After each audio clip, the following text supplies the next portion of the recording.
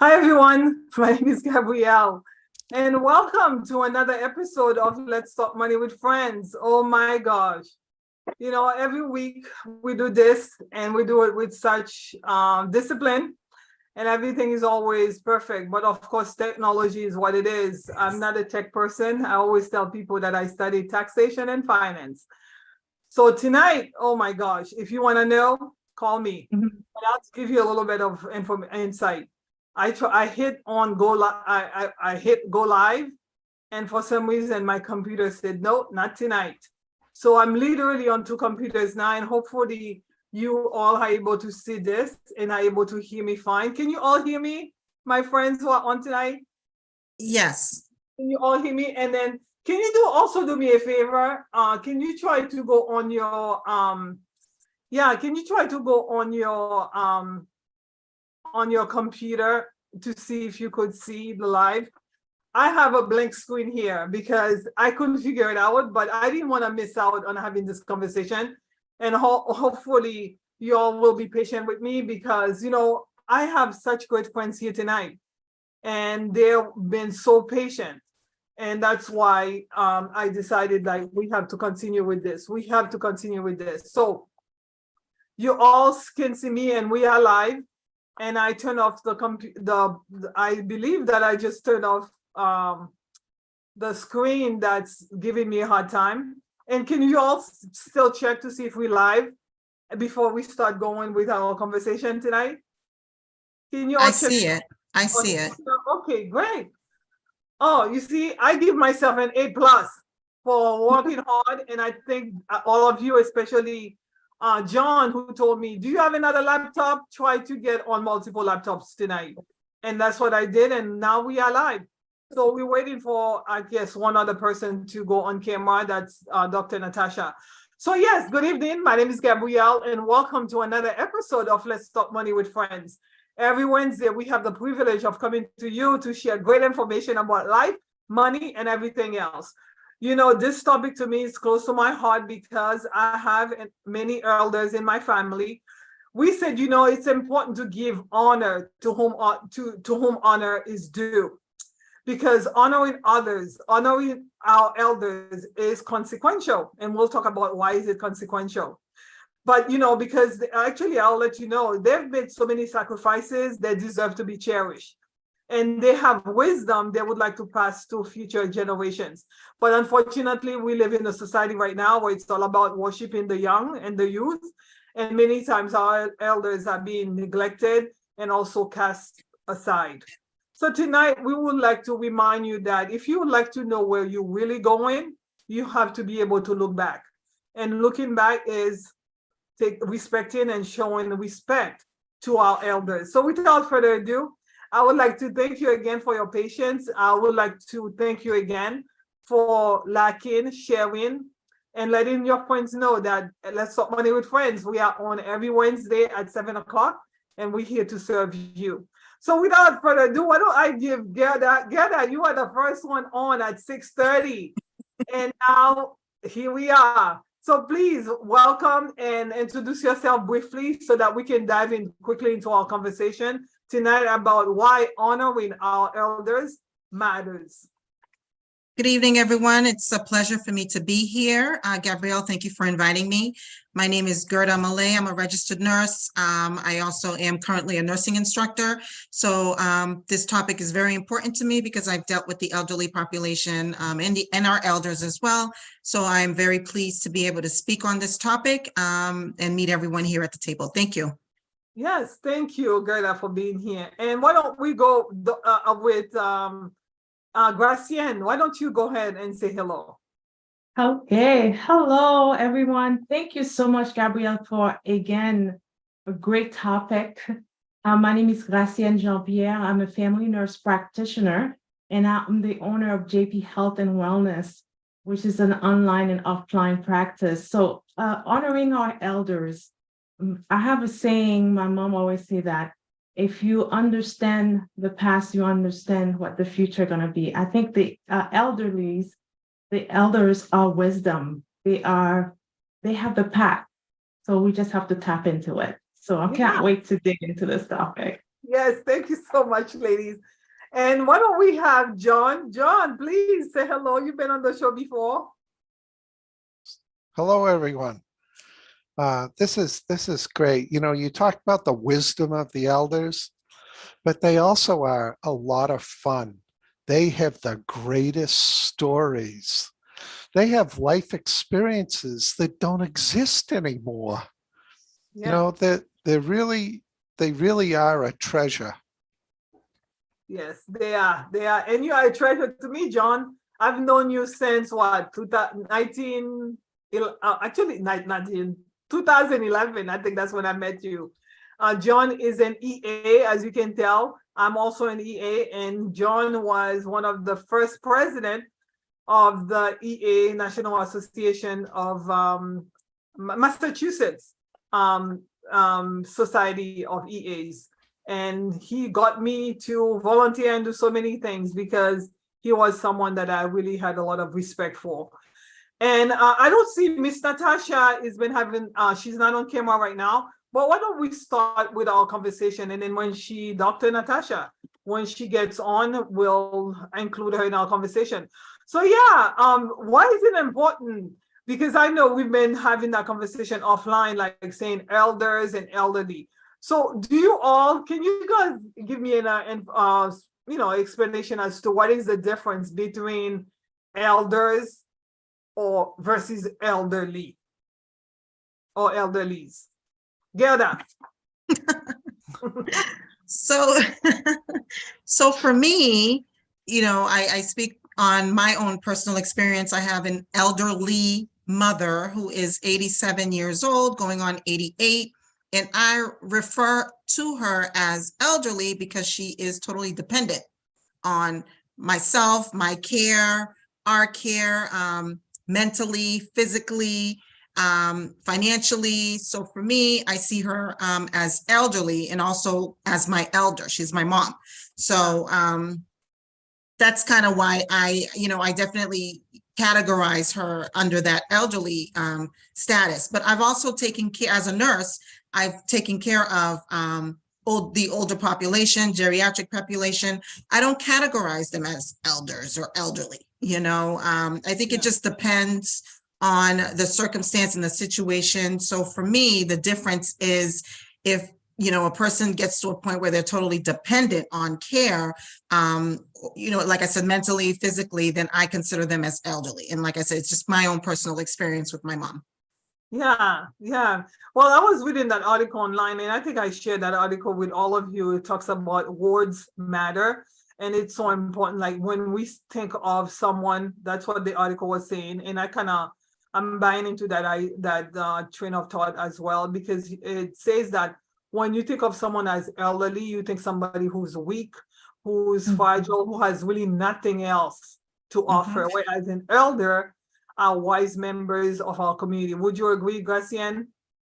Definitely. I agree with both of you in that sense that an elderly, when I look at it, is mentally, physically, spiritually, that person is just at their end.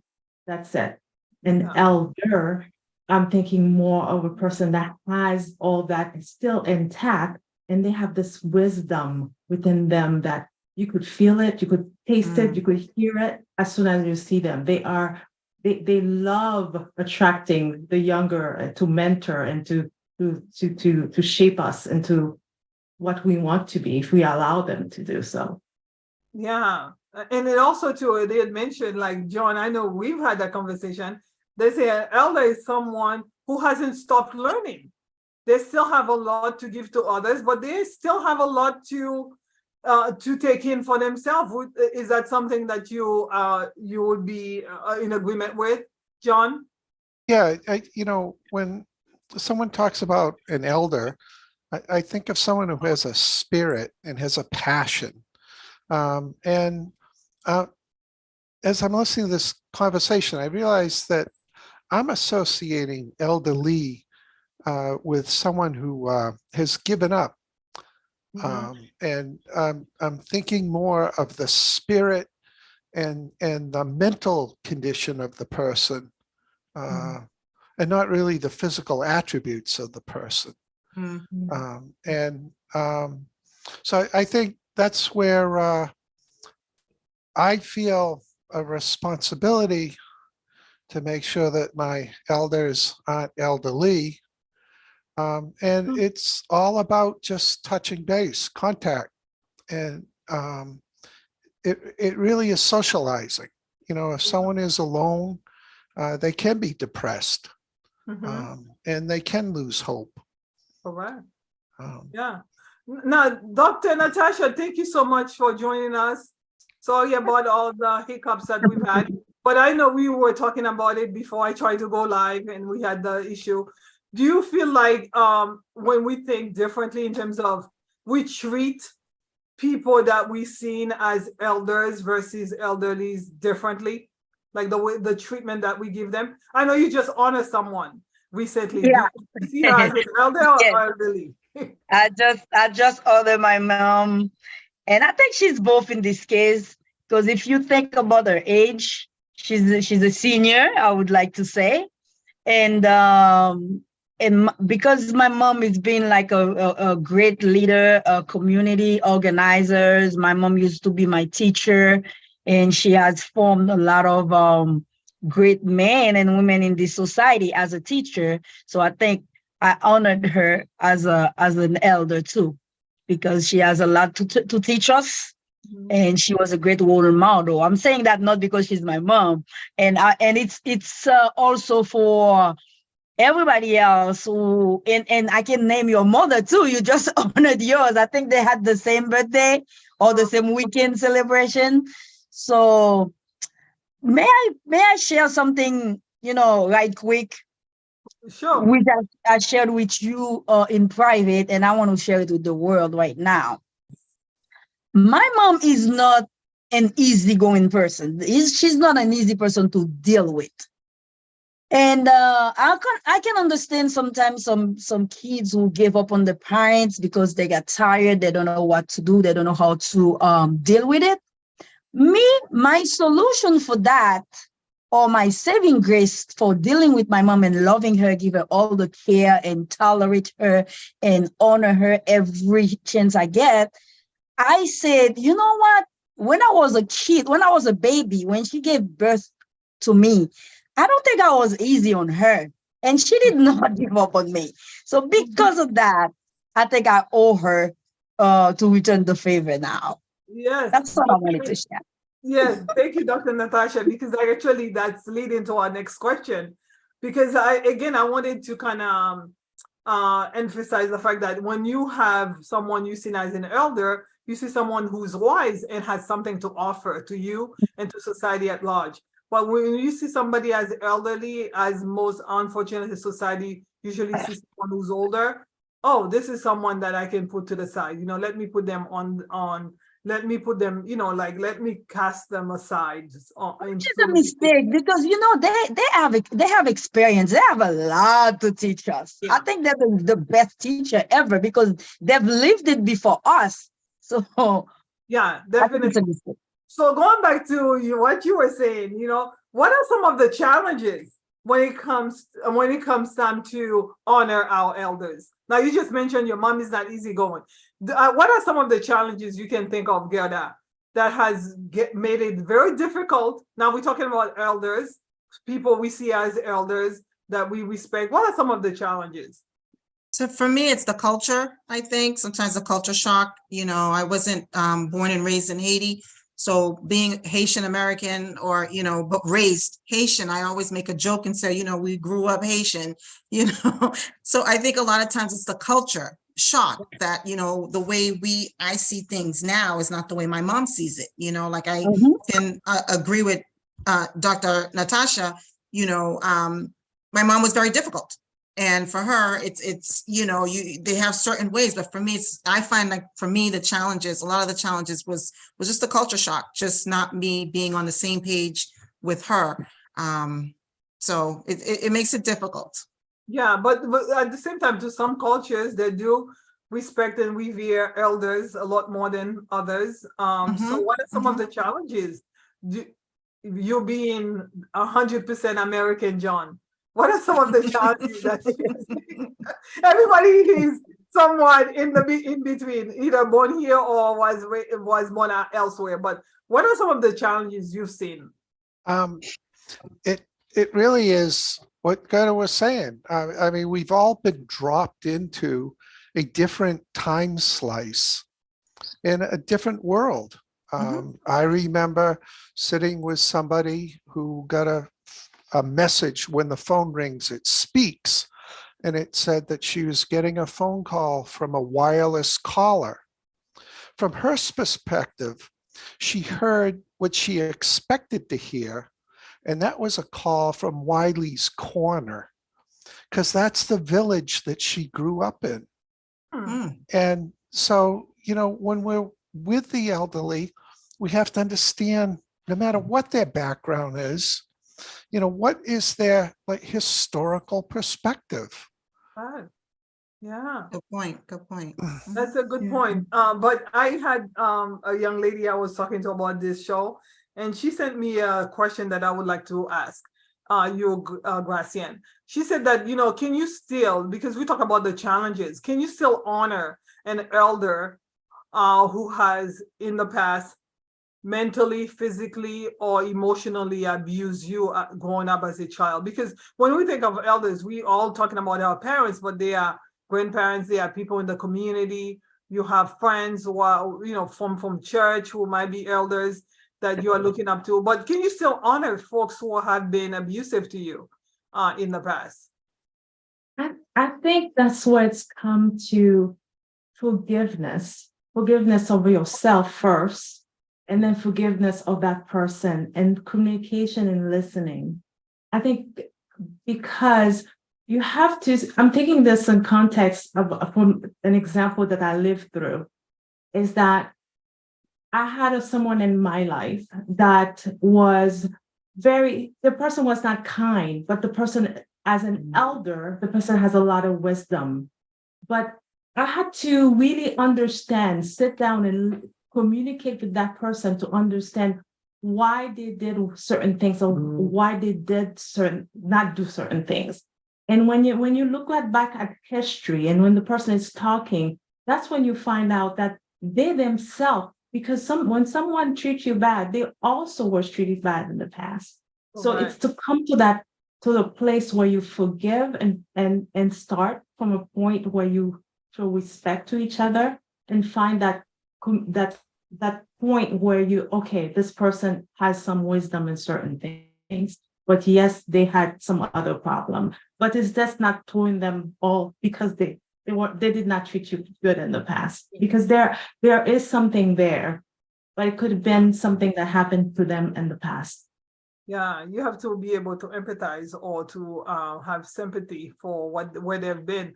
But at the same time, to some people, unfortunately, do have a hard time. Would you, Dr. Natasha, so many have a hard time honoring parents, honoring, because, like you said, you just said that because you reasoned that my mom had to sacrifice a lot, right, to be able to raise me. So therefore, I'm willing to do the same thing now. But what about, again, the question she wanted me to ask tonight is, if you have someone who's been physically, emotionally, or even sexually abusive to you in your community, in your environment, in your family, would you see that person as an elder that you want to honor?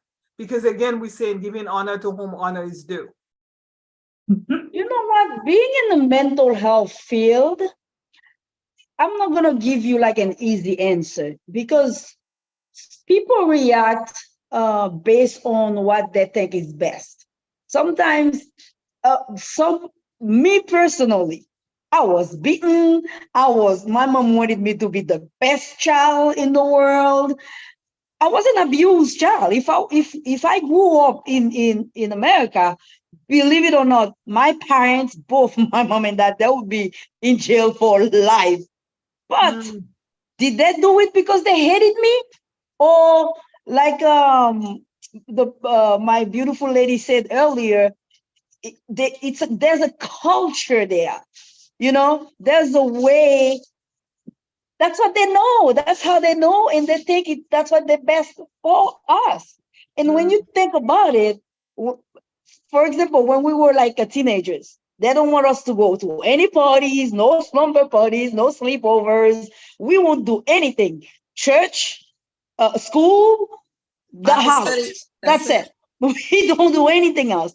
But the minute you sneak out, the minute you jump over the window and go to a party, something wrong happens. So it's, I would, being like I said, being a mental health professional, I am not gonna judge them. I am not gonna. Yes, I was hurt when I was a kid, but at the same time, when I wasn't beaten, when I wasn't punished, I had the best mom ever. She, I had the best dress, the largest cockade ribbon in my hair. So she put me in the best schools. Nothing was too beautiful or too expensive for her kids. I don't know if I answered your question, I hear but you. this is my point of view. Yeah, I hear you. I I hear you. can barely hear you. I don't know why. No, I can. We The can hear. volume is very low. Willie, the volume. It No, we was can. okay earlier, but Can now you I all hear can me barely. fine though? Can you all Yeah, hear? we can hear you. No Mhm. volume, Yeah. Dr. Natasha. But you know, I wanted again because the idea of honoring our elders. Now I know, Gerda, you have to leave. So before you leave, I would like to ask you the next question first. In terms of like, what have you done? You know, how have you honored your parents? Now that we know that we have to forgive them, have similar stories, and we have to see them as people who are valuable, who have wisdom, whether they're parents or teachers, elders in our environment. What are some of the ways have you honored either your parents or elders in your community? Well, I'll speak on my parents or my mom. You know, we grew up in a single parent household. So I appreciate and honor her every day. And my successes, I am the woman I am today because of my mom. And just her being there for us and just being strong. I get emotional because it was, we grew up poor, we grew up with nothing. And like Dr. Natasha said, you know, it's, you know, yeah, it was a rough upbringing, you know, but she did it because she wanted the best for us.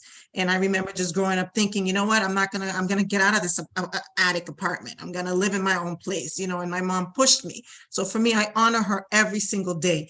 You know, I make every effort to go and see her. Obviously, you know, I have my own life, whatever, but, you know, I speak highly of her. I've been in numerous conferences. I give speeches. My mom's name always comes up. God first, but her name always comes second. So, and I appreciate her and I will always appreciate her.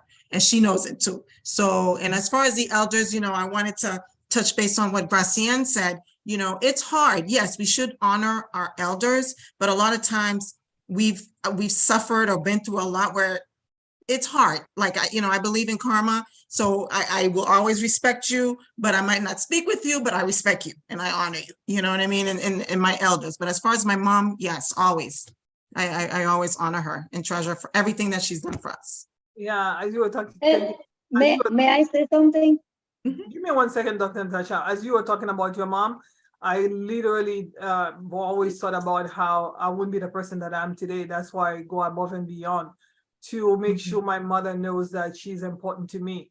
But going back again to something that you said, there are people in your life that who are elders, who are older people in your life that it's hard for you to honor them because they did not sow the right seed.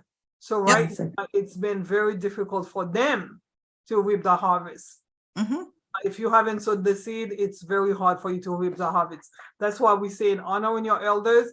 But I do believe, like you said, elders have a responsibility. We all have a responsibility to sow the seed so that when we become elders, we can be respected as such. Dr. Natasha, go ahead, and then John, I would like to hear from you. Yeah, what I wanted to add, think about it. We have a bunch of great things, beautiful things, nice speech to say about our seniors once they're gone. Once they're no longer there, once they're dead, we remember all the qualities all the good stuff. And I think it's hypocritical because sometimes we spoke about that, Miss Renee. Some people, they're going to abandon their parents in the nursing home, not visiting them. And then the minute they die, you're going to have the best funeral, the most expensive funeral for them. Listen, if there's one thing I'm going to tell you to remember tonight, offer them the flowers while they can still While smell they're them. alive. Yep. Wasn't the one making it? Someone wiser than me came up with it, and I love it so much, and I Mhm. practice it every day. It's true. Okay, so I told my mom, listen, I remember when we were fighting over my dad's funeral. My mom said, "Oh, I know I'm not going to have that problem because Natasha will be in charge of my funeral." I told my mom, listen to me. Don't count on me to give you to spend a lot of money on your funeral. Whatever insurance money you're gonna leave behind for me, it's to pay for my debt. But while you're alive, I'm gonna make sure that you have a great life. You're happy. You have everything that you can, as much as I can, as long as I can afford it. Correct. That's Mhm. Thank you, Natasha. Definitely give Thank you, them Natasha. roses while they're able to smell it, right? Yes, yes. You, Yeah. I know, John, you are man of a particular age. You are, I believe, our sister here. Well, how do you feel about that? Do you want your children to give you your flowers while you can?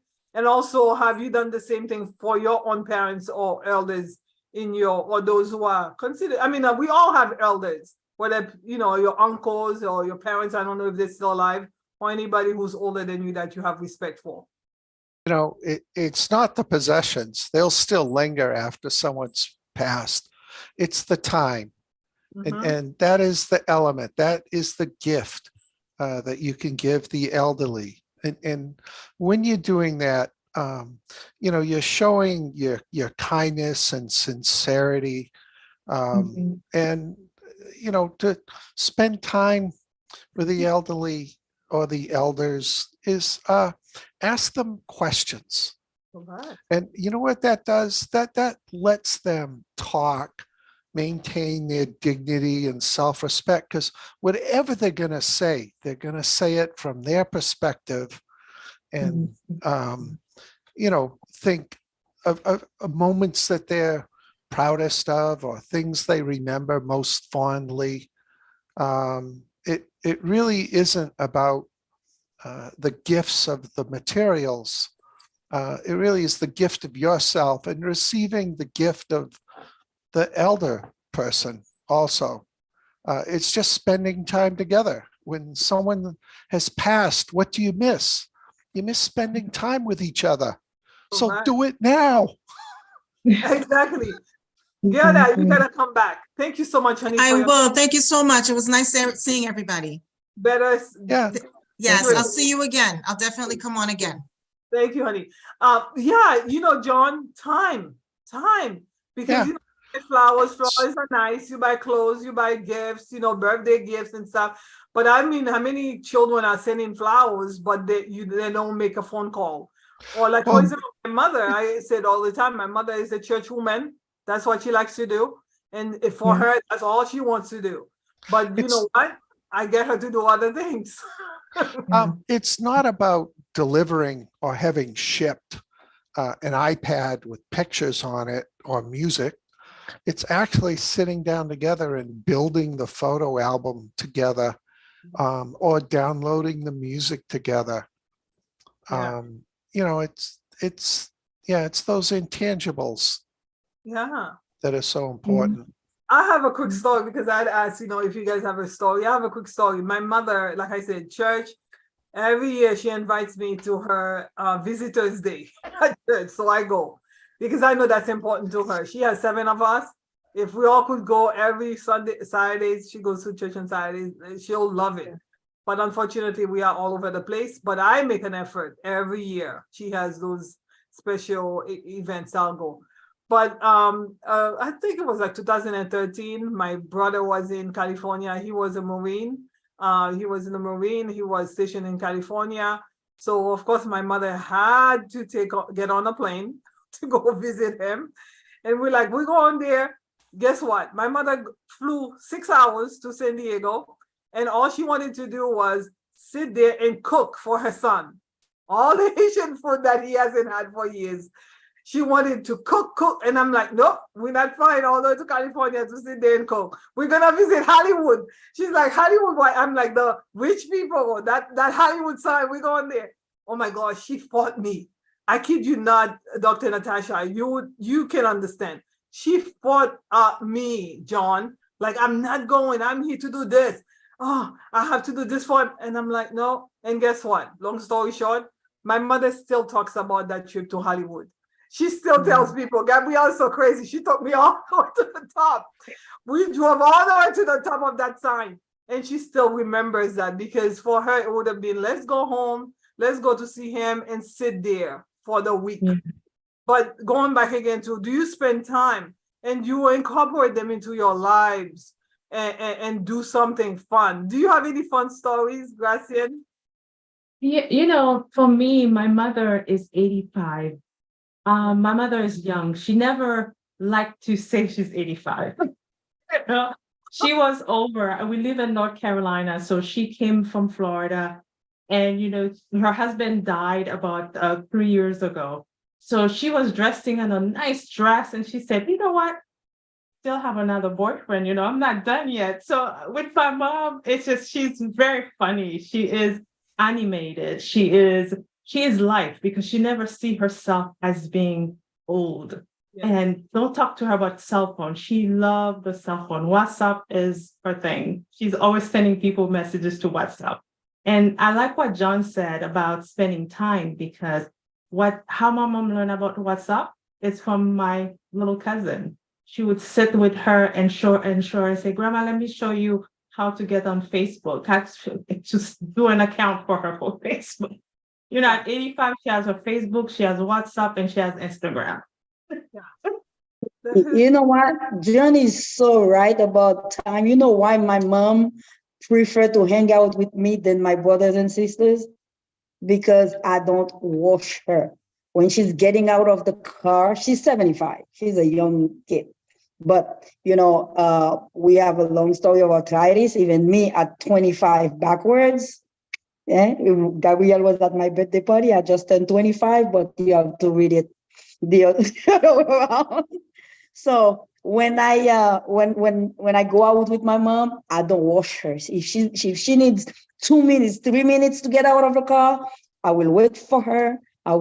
She will take her time. When we go to the mall, wherever we go to the restaurant, I never wash her. When I go out, when I'm hanging out with her, that's her time.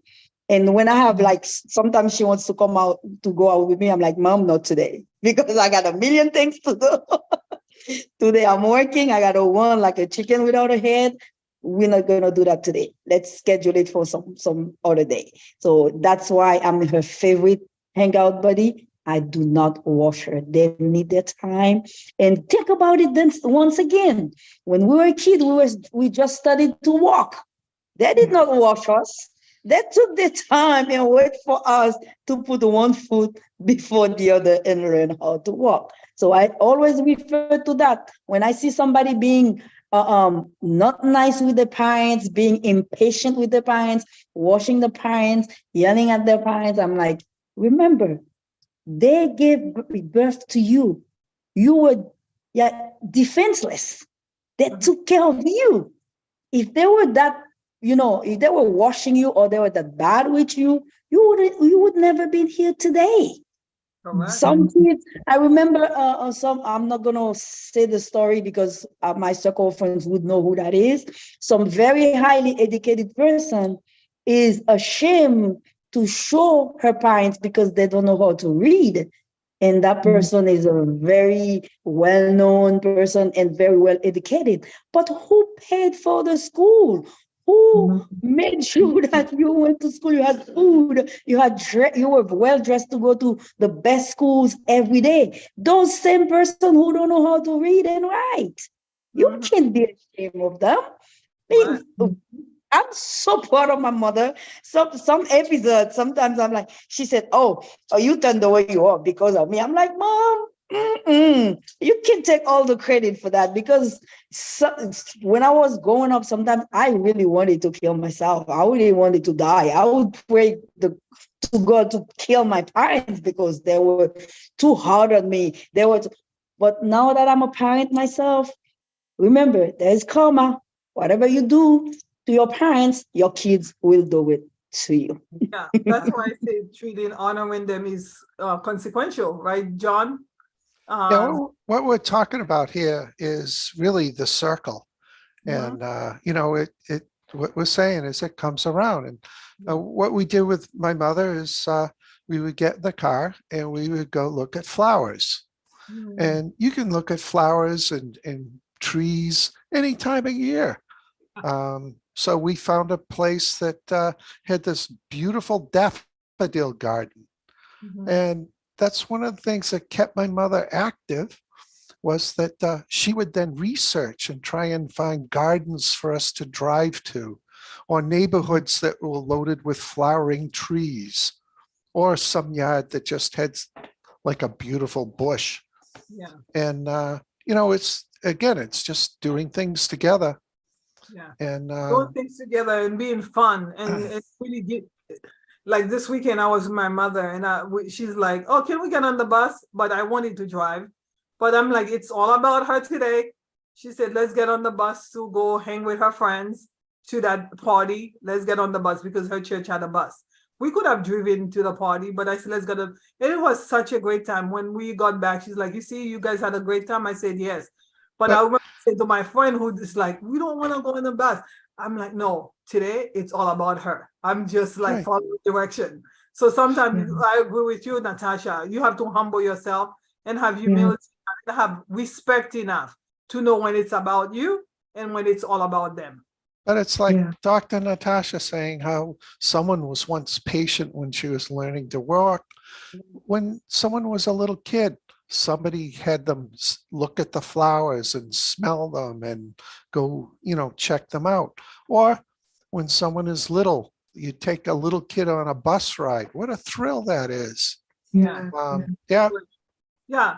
So, I know we ran out of time or we behind schedule tonight, but I wanted to ask that question because I know, John, you work in financial services and taxation.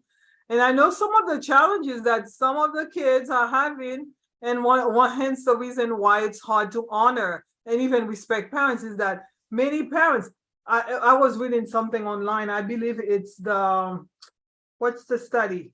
I'm not sure where I got it, but it talks about how there are 89,739 folks in America living over the age of 100. So we are living long lives. With that comes a lot of financial obligations, right? So what are you supposed to do? Going again to sowing the seed so you can reap the harvest. If you are someone who want to be respected and honored as an elder, what are some of the ways you can protect yourself financially or with holistic health, financial, mental, spiritual, so that you can get yourself ready so that you can position yourself to have a great life and have your children not be running. I remember when I used to work as a financial advisor, this lady used to say, it's one thing to be a grandparent, to be coming to the house and the children are saying, he's grandparent, because they know you're going to bring something versus you to ask for help. What do you say about that, John, since you are in the field? You got to treat them like they have a future. And that, they have,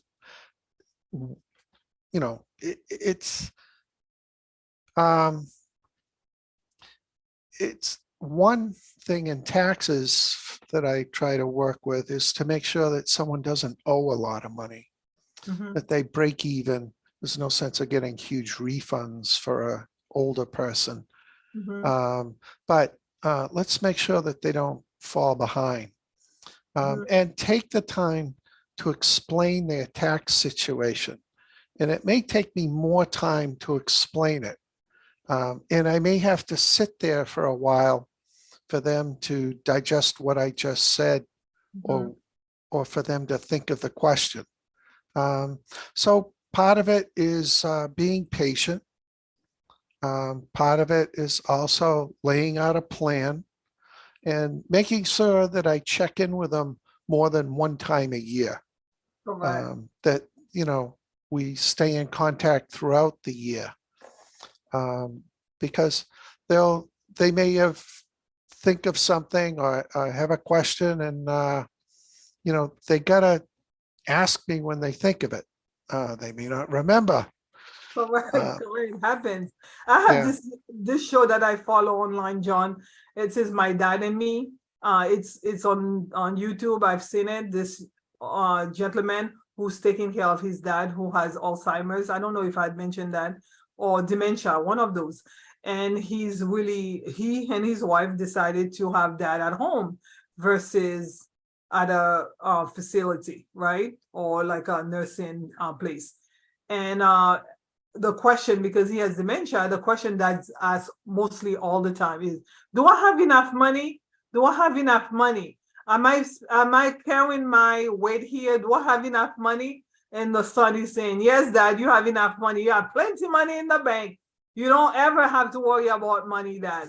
So how do you feel about that? I know you just mentioned your mom has insurance, and you know that insurance is going to be left for you and your siblings, of course. But why is it important for parents and for those who are taking care of themselves while they're able to make sure that they have holistic health, financial, physical, mental, and spiritual health taken care of, so that they can get ready when it's time for them to be a dependent or like an elder, that they don't become a financial challenge to their kids or any other type of challenges? What do you say about that, Dr. Natasha? Okay. Before I say anything, let me remind you. In our case, immigrants, Yeah. we came to a country, or usually, in my case, my parents brought us here. And when they came empty-handed with a suitcase, right? And they had to start over again. They had to learn a new language.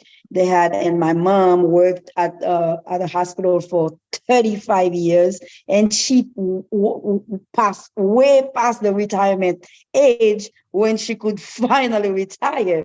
And she could finally retire because us kids, we fought her. We said, no, you cannot be doing double at a hospital at your age. You cannot be waking up at 5 a.m. in the middle of the snow to go to work anymore. She would keep on going and going because that's one of her fear. She didn't want to become a burden for her kids when she's no longer able to work. So thank God for, in my case, like I said, my mom was an educated person. Not everybody gets that chance. And she learned the system of the country. She integrated the system. She did what she had to do. So in many cases, many of our elders or elderlies, they can't say that. They definitely became a burden for the kids. And in most cases, the kid, because the kids had to work to take care of that parents and enslave that parents, that grandmother becomes a full-time babysitter without a paycheck. Correct. She doesn't have a life. Remember, she already raised you. Now she has to raise your kids. She doesn't go anywhere.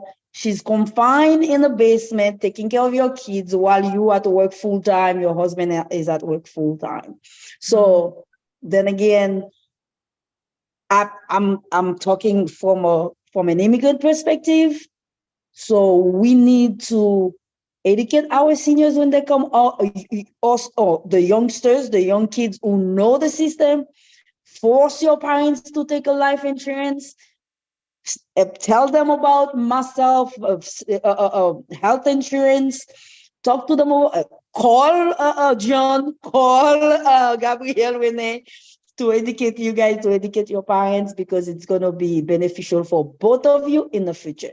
Because if not, you're going to end up taking care of your family and your parents. And that's not a light task to tackle. That's true. I think my relationship with my mother in particular is so much easier because of the fact that she's independent in all the ways, you know. And I think, what do you say about parents who came here, maybe immigrants?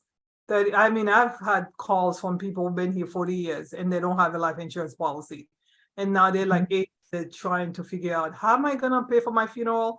That's when their kids now have that responsibility. I know someone who died at 52, and her daughter had to borrow $20,000. So the show is not about insurance, but the show is about how you can financially be responsible, whether it is with your taxes. Don't owe money to the IRS and have it be a situation that your kids have to deal with.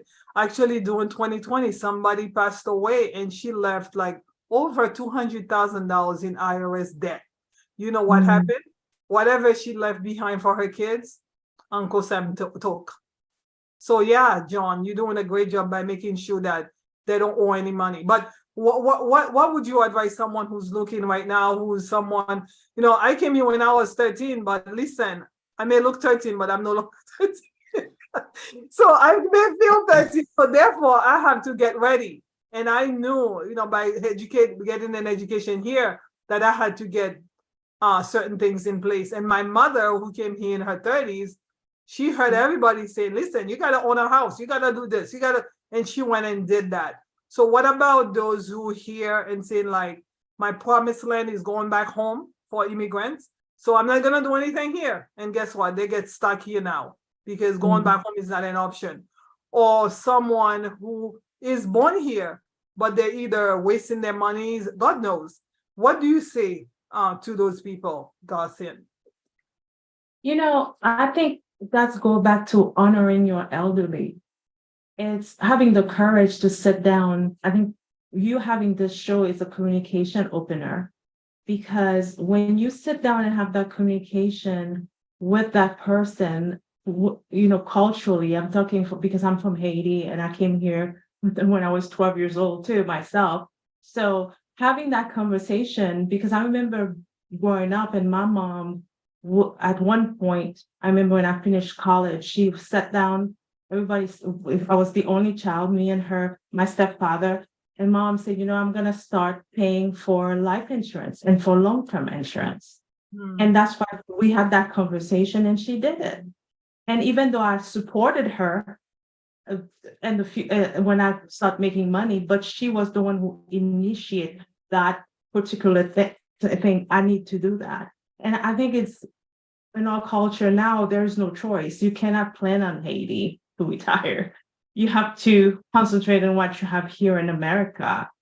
And it's important that to have that courage to sit down with your parents. I have that communication, and to have also for people around our age to sit down with ourselves and have that communication and say, okay, spending money on this or long-term insurance with life insurance and all these other things that come with it. Because it's so important. Like my mom now, she already planned her whole funeral. She knows what dress she's gonna wear, what her coffin gonna look like. I mean, it's amazing that she did that, because it's gonna save so much for me not to do this kind of stuff when she's passed away. Yeah. So it's truly important. Also, allow me to add, that's a quote.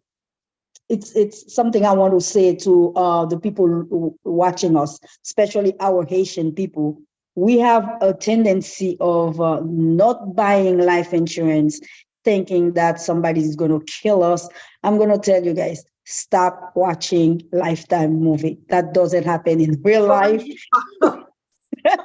No, because I know a lot of seniors, a lot of parents, but because me, I'm not too far from being a senior, a lot of people my age, they refuse to buy a life insurance thinking that their husband or their kid's going to kill them for the insurance money. Please, my dear Haitian people, because I'm going to say Haitian because that's where I get more of that vibe. Dr. Natasha, you can say that in Creole. We bilingual here, except for John, who's in America. No, I don't know. So I know we have a broader audience. En tout cas, moun haïtien mieux kap tante, afin de sou acheter assurance de vie, Maru pral tuyo, petit ou pral tuyo, ça c'est bagay nou gade nan Lifetime movie, si pon gade film sa yo, li pa arrive nan real life. Mpa di li pa arrive jamais nan real life, mais son bagay ki arrive sou 1 million. OK? Donc, li pa prive ou même, c'est pour un bagay qui courant, le nou achete life insurance, c'est service nou ren tête nou ren petit nou service. Quoi c'est bagay qui l'aide? Pour m'ta mourir, m'coucher dans glace, et puis pour petit moi fait GoFundMe parce que pas gen l'argent pour l'autre. Bon m'ta pour mourir, m'ta virer dans glace ça, m'ta pété goumé dans glace ça pour m'ta connaître que I'm dead and then my kids they have to go fundraise or open a GoFundMe account just so they can bury me. Please purchase life insurance. Nobody's gonna kill you. It's most likely never happened. So it's gonna be good. It's gonna be a peace of mind for you. You can rest in divine peace, and it's gonna be a peace of mind for whoever you left behind. That doesn't. They won't have to look for the money or fight for the money, or you won't be a burden for them once you're dead. Yeah. Not only wisdom, but also legacy, right? Not only wisdom, but the legacy, the financial legacy. I know I'm a person of faith. It says a wise man or a wise woman leaves an inheritance for his children's children. So do a will. Make sure you have a will. Yeah, it's behind for your children's children, because if you don't, that's when you not even remembered. And also to while you're alive, it's very difficult when you are in a you're vulnerable and you need help, especially financial help, and you have nothing. And you become, now your kids are working 2-3 jobs to take care of you. That's how you become the lifetime babysitter. And also to, you don't have the respect when you come to visit. Again, remember, as a financial advisor, you don't want your grandkids to be turning off the light. Grandma is coming, let's turn off the light. No, you want them to be cheering on and be happy because they know you come in. Do what you can. Gracian, were you about to say something? Yeah, one thing I wanted to add is, in our culture, there's a lot of fear. And you're not going to die if you make those arrangements. It doesn't mean that you're going to die. It's meaning that you are preparing for the future. Because I remember being at church, and my mom's church, there was the pastor invite someone to come in and talk about funeral arrangement, long-term care. And the people were very upset because they thought they were gonna, they're planning something like that is fear that they're gonna die. So you're not. Yeah, I'm glad you said that, because this is a segue to our last question for the night. And I'm so grateful for all of you, but we do have to say goodbye. They talk about the physical and emotional abuse of elders, right? When you don't honor, typically it happens. Sometimes it's your own children taking from you, abusing you, or sometimes it's because you are at a facility and the workers are taking advantage of you. There is a hotline, 800 number. They actually online, when I was doing my research, just said, you know what? If you find yourself in a situation, you're an elder and you're being abused either by your kids or by someone where you live at, a facility like a nursing home or anything like that, you need to call 911 if you've been physically abused, right? Or you can call a hotline that's online. It's 800-922-2275. 800-922-2275. The reason I'm saying that is because one of the ways we disrespect our elders is to abuse. How can we, as a society, John, what do you say about that? I mean, like, what can we do to prevent elder abuse? That's not a simple answer, is it? So much of it, there's so many untreated things. There's so much about the mind that we just don't understand. If someone has a physical problem, that we're pretty good at fixing bodies. But if someone brain isn't working the way other people's brains work, or if someone has some emotional issues to work out, that's really a challenge for us. And I think I guess the place to start is that we don't talk about it enough. Correct. That for whatever reason, as individuals and families and friends, we're afraid to bring up the topic, afraid to admit it, afraid to identify it, draw it out. So I guess that would be the place to start, is to share and talk about these issues of of anger and Have conversations. Because I was saying, I think it was Gerda earlier, she said that, if you're a nasty person as a younger person, you ended up being the same thing as an older person. So if you deal with someone like that, it gets very difficult when you have workers who are overworked. They don't have much time to be patient with you. So that's why I think, again, going back to sowing the seed. If you want to be an elder who's going to be respected and revered and like treated respectfully, start building those type of relationships from the get-go. Correct? But earlier what we were talking about were the elders who were still growing and still learning. Correct. And if you have a child who's not behaving well, you're going to give that child a chance to grow and learn and change. And we actually should be giving our elders a chance to learn and grow. They have that ability. Yeah, because the truth of they said baby boomers, right? They have almost 70 million people between the age of 60 and 78, baby boomers.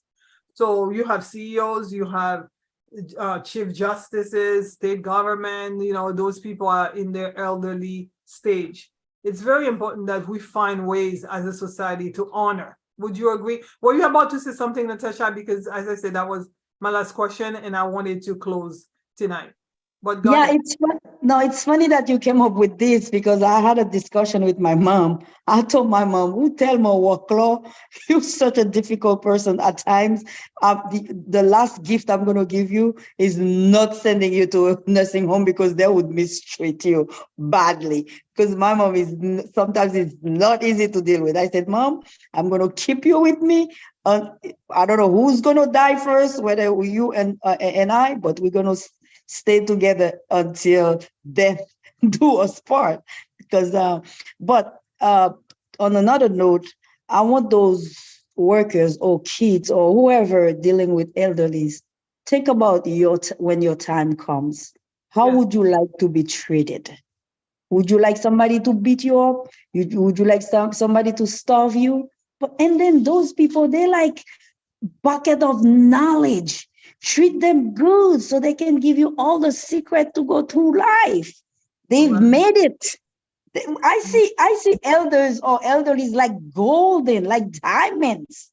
I want their brain. I want their experience. I want every bones of their bodies, because it's like when my kids are, they're adults now. When they were like teenagers and they're trying to outsmart me, I'm like, girls, please. I wasn't born old, okay? I was your age once, and I used to do the same thing to my mom. So you didn't invent the book. So it's the same thing. So you're gonna get to that age too. Think about yourself.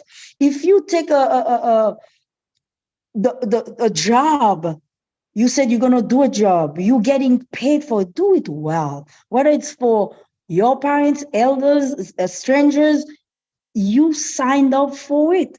Do it well and think about karma. There's a time you're going to be 90, you're going to be 100 too. And somebody 50, somebody 40 going to be taking care of you, and think about what karma going to bring to your plate at that time. All right. Your family, other people, because you treat somebody badly, guess what? Somebody might do the same thing to your family. Karma is what it is. It's consequential. So definitely, I would like to thank you all again for being on the show tonight. I wanted to have this conversation because I have elders in my family. I have elders in my life, my teachers, people that I'm going to be hanging with this next weekend. They're people that I've known since I was teenagers, my teachers in Cambridge. And I'm so glad that I've always shown them respect.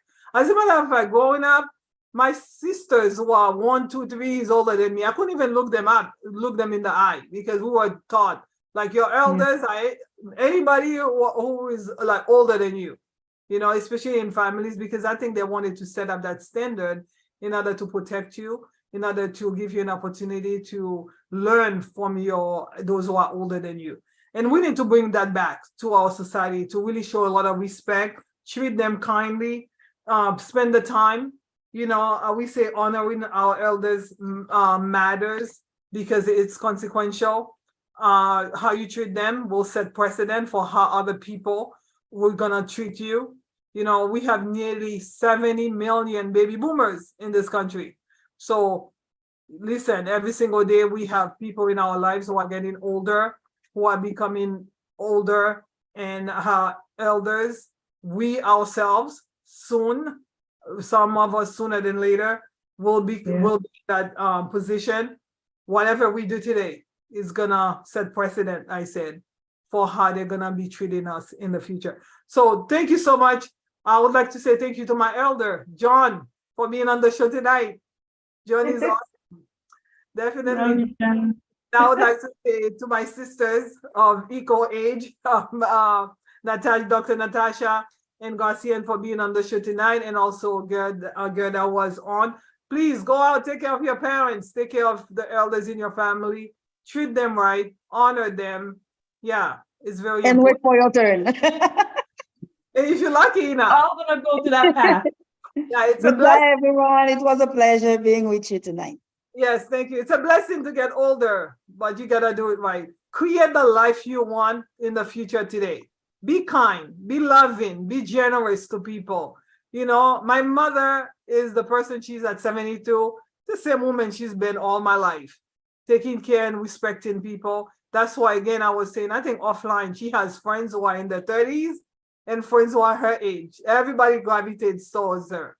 And I want the same thing for me. I want my friends when I'm 80 to be the range of 30 and, or even younger.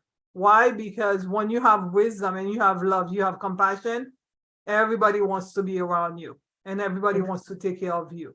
Okay. So thank you, John. Thank you, everyone. Let's go offline. Thank you. Have a blessed day. Please tag, share, make a comment. Please let your friends know that we are here every Wednesday at 7 o'clock. Yes, 7 o'clock. That's when we go live. But today we had a little hiccup here. But you know what? We'll be there. We'll be here next week at 7.